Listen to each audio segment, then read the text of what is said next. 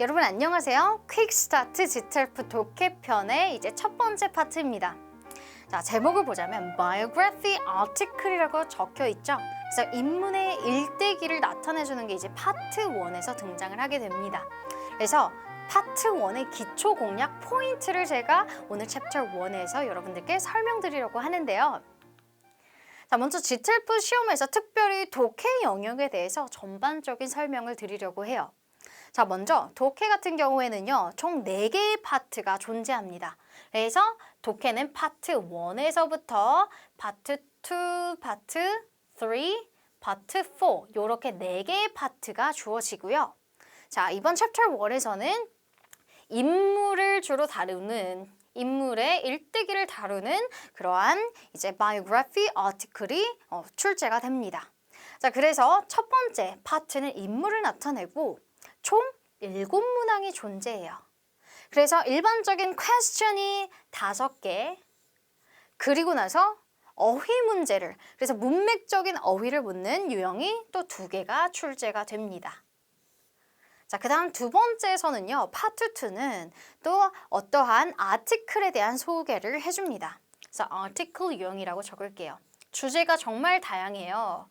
그래서 플래닛 관련 키워드도 나오고 행성, 우주, 그리고 어떠한 시험의 결과, 연구, 그래서 다양한 주제의 소재들이 또 등장할 수가 있는 게 아티클이고 문항수랑 구성은 동일합니다.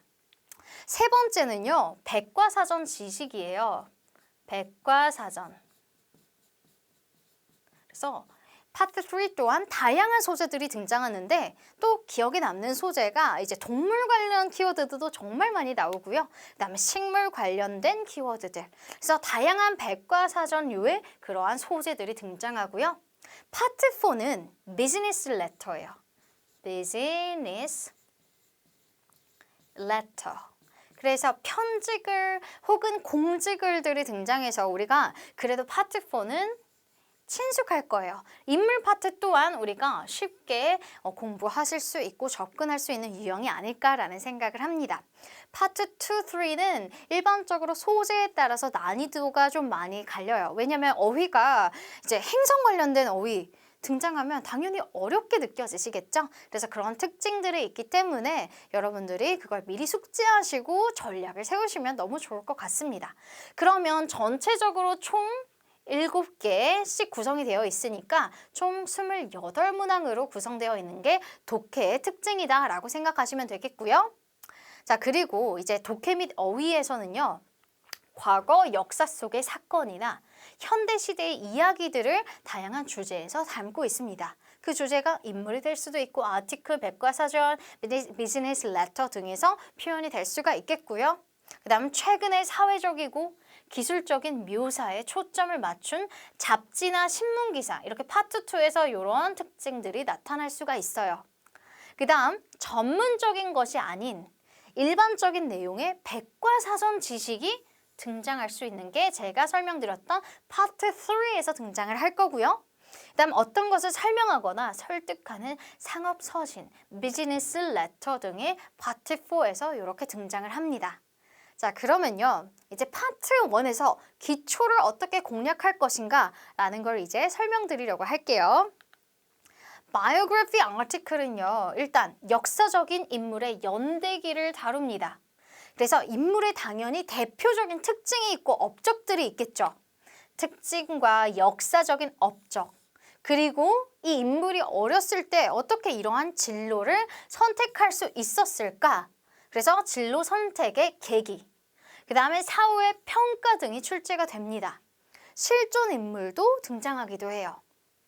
자, 그 다음으로 가서 시기, 주요 사건, 주변인의 이름, 연대 등을 중심으로 지문을 읽으면서 문제의 단서들을 이제 찾아내게 됩니다.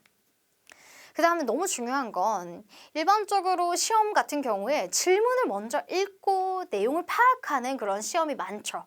그런데 GTLF의 특징은요, 사실 질문과 선택지를 빠삭하게 다 읽을 필요가 없습니다. 그래서 문제를 하나만 딱 읽어주세요. 왜냐면 문제가 이제 단락이 여러 개가 나오는데 이를테면 세 단락이라고 해볼게요. 53번부터 출제가 된다라고 하면 순서대로 이렇게 출제가 돼요. 단락별로 순서대로 이렇게 출제가 되기 때문에 순서대로 나온다라는 거를 생각을 해봤다면 여러분들께서 첫 번째 문제 하나씩만 읽고 정답을 찾고 하나를 읽고 정답을 찾고 이런 식으로 문제를 풀어주셔야 돼요. 그래서 문제를 전체적으로 한번 스키밍을 하고 나서 이제 본문을 읽는 게 아니라 지텔프의 특징은 문제를 먼저 하나를 읽어줍니다.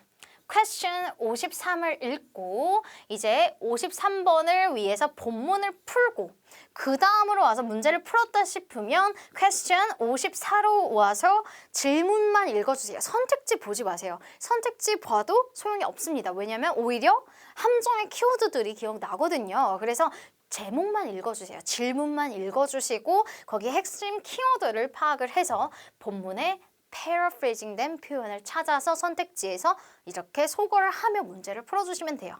그래서 question 53를 풀고 그 다음으로 54를 풀고 이런 식으로 순차적으로 진행을 하셔야지 여러분들께 또 도움이 됩니다. 자, 그러면 여러분들 파트 1의 필수 공략 포인트 중에 지문의 흐름을 알고 계시면 여러분들 문제 풀 때 정말 많은 도움이 되시거든요. 그럼 첫 번째 단락부터 설명을 드릴게요. 첫 번째는 인물에 대한 전반적인 소개가 이루어집니다. 그래서 A에 대한 업적이 소개가 돼요. 그래서 A는 most famous for, 그래서 가장 유명한 게 무엇인지 어떤 업적을 남겼는지에 대한 그러한 소개가 되겠고요. 그 다음 두 번째는요. A가 어렸을 때 어떠한 그러한 시간을 보냈는지, 언제 태어났고 어디에서 살았고 등의 구체적인 사실들이 등장합니다. 그리고 중요한 포인트는요. 진로 선택 계기, 이 부분이 정말 중요해요. 그래서 어떻게 이런 일을 했다가 갑자기 다른 일을 선택하게 되었을까 등의 질문이 나와서 매칭해서 정답을 맞추게끔 출제가 됩니다. 자, 그 다음으로 넘어오면요. 초기에 진로를 선택하고 나서부터의 활동들이 등장하게 되었죠. 그래서 A가 만약에 작가라면 A가 어떠한 작품을 썼다. 이 작품명이 이렇게 제공이 되고 얘에 대한 설명을 해주겠죠. 이런 작품을 썼고 얘가 유명했고 혹은 처음에는 별로였다가 나중에 인정을 받고 등의 이야기가 등장을 하겠고요. 그 다음으로 와서 그 다음 단락에서는요. 초기의 업적, 활동을 열심히 하다가 이제 정말 유명해졌던 그 초기의 업적이나 주요 업적들이 언급이 됩니다. 이제 마지막 단락은 항상 현재 혹은 사후의 평가와 이제 근황에 대해서 출제가 되거든요. 그래서 항상 이렇게 형태가 구성이 되어 있다라는 걸 생각을 하시고 질문의 포인트도 이렇게 5개의 포인트를 두고 출제가 된다라는 걸 기억하시면 도움이 많이 될 거예요. 자, 그럼 문제 패턴 볼게요. 인물을 소개해주는 패턴인데요. 단락별 대표 유형은요. 유명한 이유가 등장해요. 자, 53번은 항상 이런 유형의 문제가 출제됩니다. Be noted for, be famous for, be best known for, recognized for 이렇게 4개 다 유명한 이유에 대해서 설명을 해주는 거예요. 그래서 질문에 What is A most 그 다음에 famous for 이라고 하는 키워드가 등장했다면 본문에서 가장 유명하다고 하는 그런 강조된 문장에 있는 키워드가 정답이 됩니다. 그래서 문제를 찾고 문제를 푸는데 정말 빠르게 우리가 풀 수 있는 문제 중에 하나인데 선택지에서 가끔씩 함정의 키워드가 있기도 해서 우리가 해석을 정확하고 그 다음에 빠르게 하는 연습을 또 동시에 해주셔야 해요. 자, 그 다음에 출생 혹은 어린 시절의 그런 특징들이 나오는데요.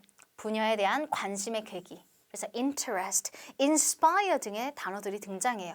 혹은 진로 선택의 시기가 나오는데 질문의 포인트는요. What inspired, 무엇이 영감을 주었나? What made, 무엇이 그를 이렇게 만들었나? What contributed, 무엇이 기여를 했을까? 그 다음에 what motivated, 무엇이 동기부여했을까?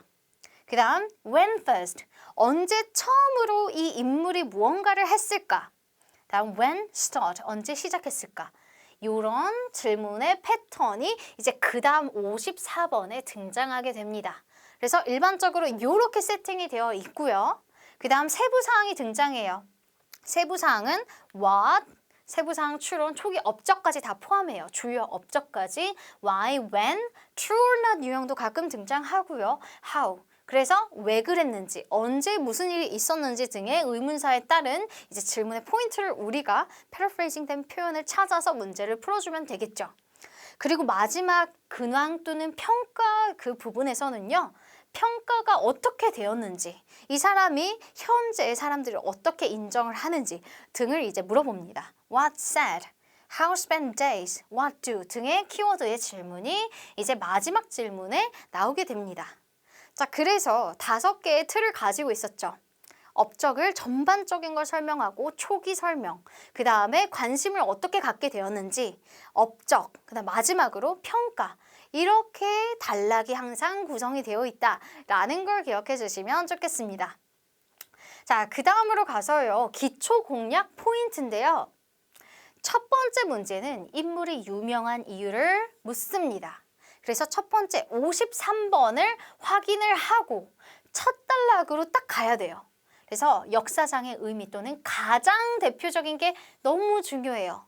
유명한 업적들이 당연히 많겠죠. 그런데 그 중에 이제 콕 집어서 강조하는 게 있을 거예요. most known for. 이렇게 known for보다는 most가 들어간 게 가장 유명한 거겠죠? 그런 특징들이 있겠다라는 거를 생각을 하셔야 돼요.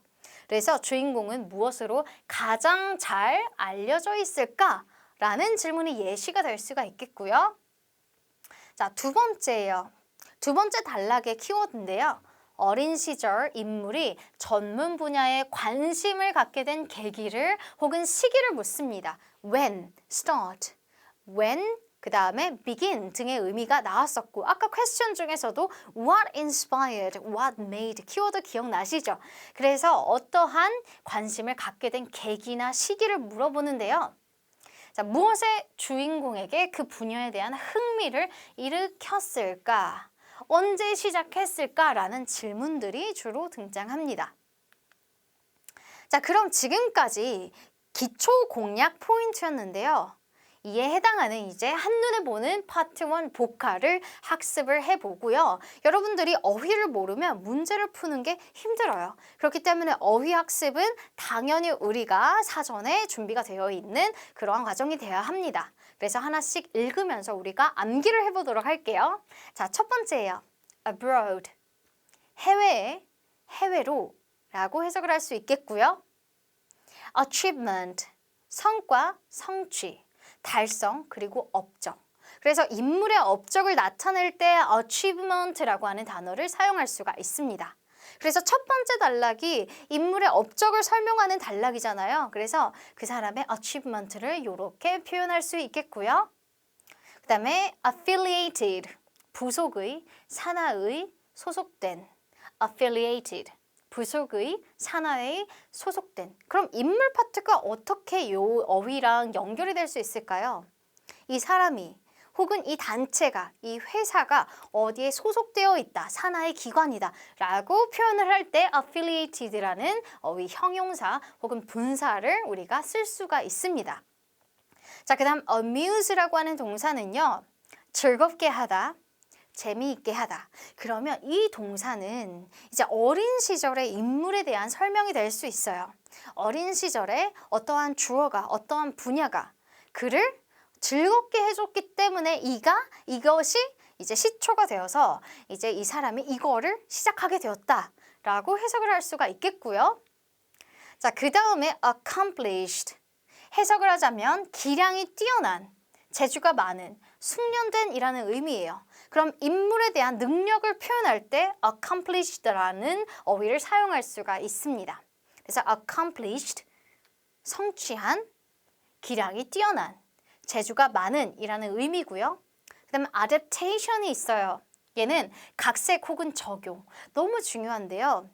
만약에 이제 그 인물 A라고 하는 사람이 뭐 작가거나 아니면 뭔가 감독을 하거나 그런 식의 그런 분야에서 일하는 사람이라면 어떠한 작품을 영화를 그 다음에 영화를 소설로 각색시킬 수도 있고 그래서 그런 의미의 adaptation도 있고요. 그 다음에 적용이라고 하는 adaptation이라는 의미도 있습니다.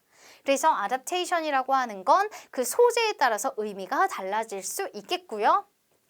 decide는 결정하다. 그럼 얘 또한 인물이 어렸을 때 어떠한 진로를 선택하게 되었다라는 그 계기 혹은 그 결정을 의미할 때 decide라는 동사가 나오겠죠. 그래서 지금 우리가 보고 있는 이 어휘들은요. 정답의 근거가 될 수 있는 문장과 그 문장에 포함될 수 있는 어휘들이에요. 자, 그 다음에 immense wealth. immense라고 하는 게 막대한, 엄청난이라는 의미를 가졌어요. 그래서 막대한 부, 거대한 부, 엄청난 부자를 표현할 때 immense wealth를 사용하게 되겠고요. 자, 그 다음으로 갈게요. antiseptic. 그래서 소독제 혹은 살균제예요. antiseptic이라고 하는 건 이제 소재별로 그 인물이 과학 분야에 유명한 사람일 수도 있잖아요. 그죠? 보건 혹은 예방에 그러한 유명한 사람일 수도 있어요. 그럼 그 소재에 따라서 antiseptic이라고 하는 이 명사가 소독제, 살균제라고 하는 이 명사가 등장할 수 있는 거예요. 그래서 사실 우리가 다양한 소재별로 어휘를 암기를 해야 하고 읽을 때마다 내가 모르는 어휘가 등장했다 하면 정리를 해주셔야 합니다. 그 다음 apprentice. apprentice 얘는 견습생이라는 의미예요. 그래서 얘도 이제 어린 시절에 나타날 수 있는 어휘 중 하나죠. 어린 시절에 누구의 밑에서 apprentice로서 일을 했습니다. 라고 등장할 수 있는 어휘고요. 그다음 assist, 돕다 혹은 거들다 라는 의미죠. 그래서 일반적으로 많이 등장하는 예시, 어린 시절에 예시가 많이 나오는 이유가 뭐냐면 이 assist라고 하는 이유가 많이 나오는 건 이제 어떠한 사람이 등장해요. 그럼 그 사람 아래에서, 유명한 사람 아래에서 견습생으로 assist, 돕다 혹은 거들다 이러면서 흥미가 생기고 이거를 잘하게 되겠죠. 그런 식으로 내용이 디벨롭 될 수 있겠고 그 다음 audience, 관객 혹은 청중 audience, 관객 혹은 청중 그럼 그 인물이 만약에 연극을 하는 사람이거나 공연을 하는 사람이라면 이 audience라는 키워드가 등장할 거예요. 자, 그 다음 apparent, 명백한, 분명한 이라는 형용사 어휘예요.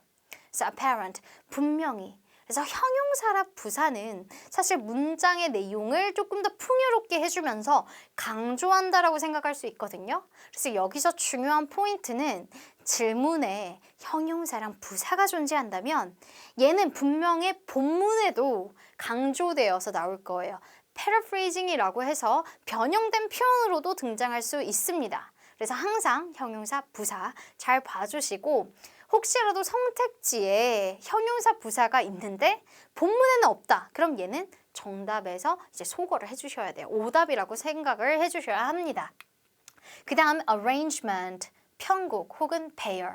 그래서 이 사람이 만약에 작곡가라면 composer이라면 arrangement는 편곡 그리고 pair이라는 의미가 될 수가 있겠고 그 다음 attention, 집중, 주의, 주목, 관심이라는 의미예요.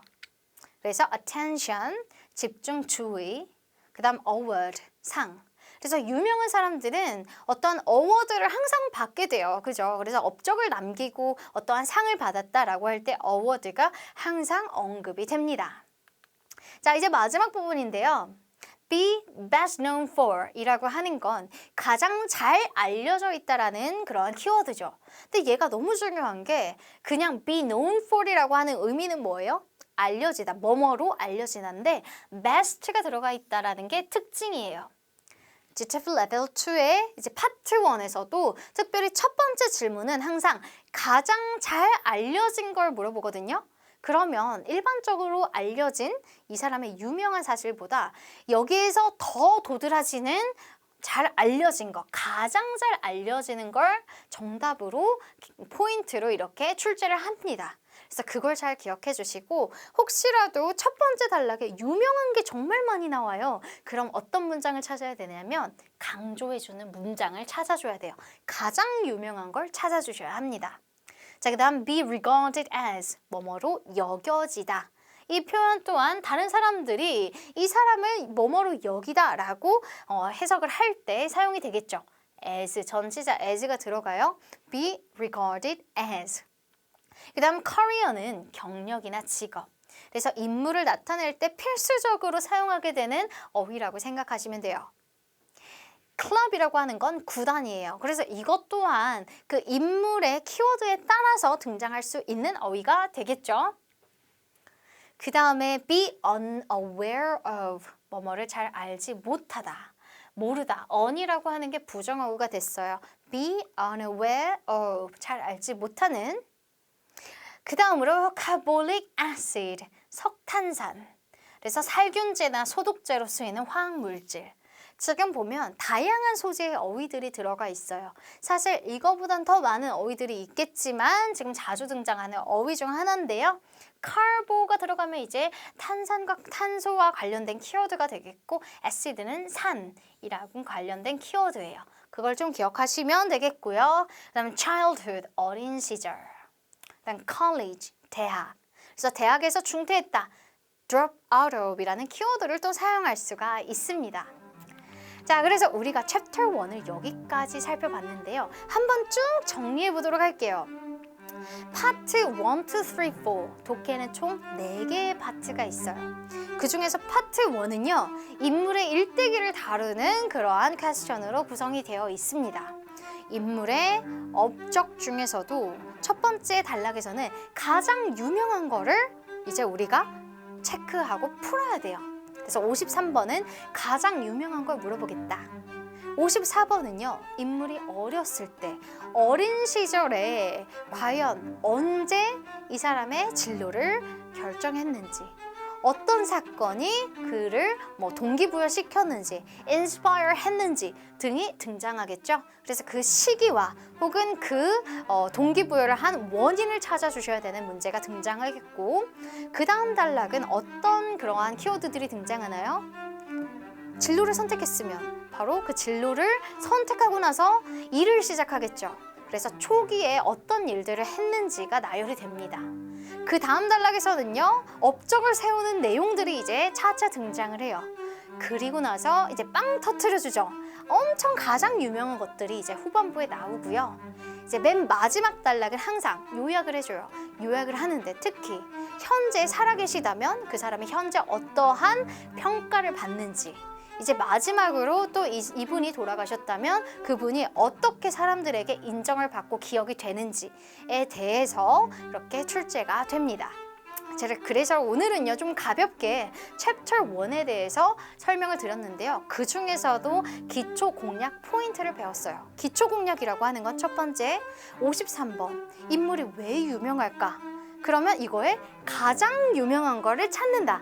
이게 정말 기초적으로 우리가 무조건 만쳐줘야 되는 그런 유형이거든요. 그래서 그 부분은 잘 기억해 주시고요. 전체적인 틀을 잘 기억하시고 나서 유닛 2에서 만나도록 하겠습니다. See you later, alligator.